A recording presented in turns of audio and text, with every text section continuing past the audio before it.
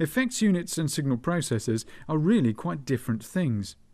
Effects only work on the part of the signal that you send to them, which is then mixed back with the original dry signal.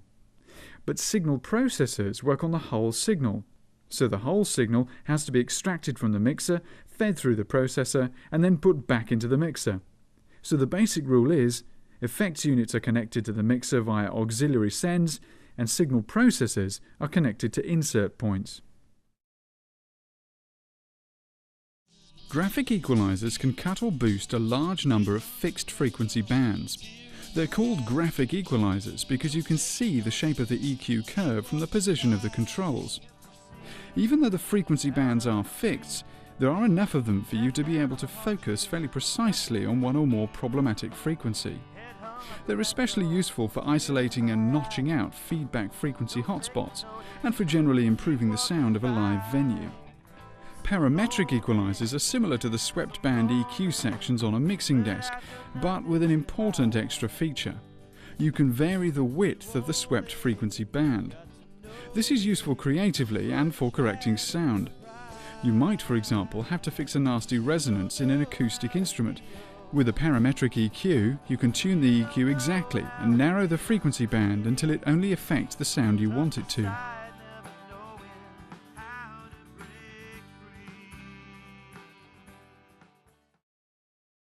Noise gates only allow sound over a certain level to pass through and mute everything else.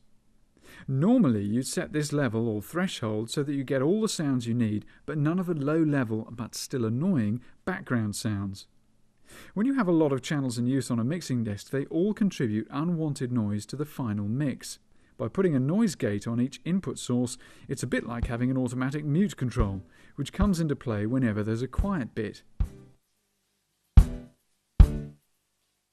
Gates are especially useful for drums, where they can stop the hi-hat spilling into a tom-tom microphone, for example.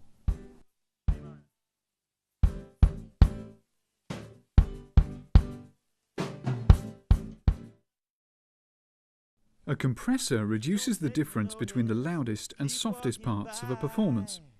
It's as if someone was listening to the performance and moving a fader to make the levels constant. Below an adjustable threshold, audio passes through the compressor unchanged, but above the threshold the compressor will reduce the gain. The amount of reduction is called the compression ratio. Compressors are used a lot with singers to give a controlled, produced sound, and bass guitarists to give the performance more punch. Tossed aside, never knowing how to break free.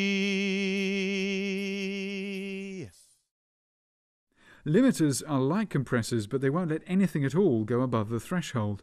They're extremely useful in live performances because they can save the mix from nasty overloads that might happen too quickly for a human engineer to respond to.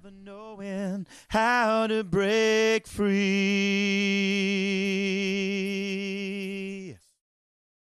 To set up a signal processor, connect it using an insert cable to an insert point, and remember that it can be a mono, group or mix insert point.